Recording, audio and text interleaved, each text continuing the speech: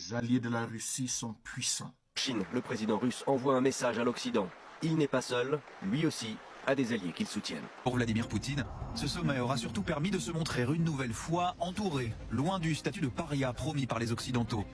Aux côtés de ses alliés, il martèle son récit sur les origines de la guerre en Ukraine. L'une des raisons de cette crise réside dans les tentatives constantes de l'Occident d'attirer l'Ukraine dans l'OTAN. Et au fil des poignées de main, se dessine un réseau d'alliances déjà à l'œuvre, entre Russes et Iraniens qui s'échangent drones et matériel militaire, mais aussi avec la Turquie de Recep Tayyip Erdogan, par ailleurs membre de l'OTAN, mais grand acheteur de gaz russe, et dont Moscou construit la première centrale nucléaire. Mon cher ami, vous connaissez notre désir de vous accueillir en Turquie. Les alliés de Vladimir Poutine ne sont pas de simples partenaires, ce sont des géants.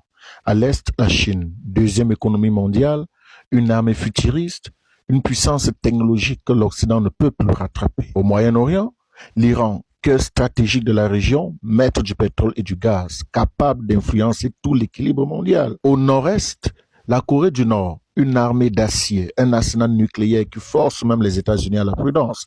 Et puis l'Inde, 1,4 milliard d'habitants, une économie en plein essor, une puissance militaire que nul ne peut ignorer. Eux s'ajoutent les BRICS, l'organisation de coopération de Shanghai et des dizaines de pays du Sud global qui rejettent l'hégémonie occidentale.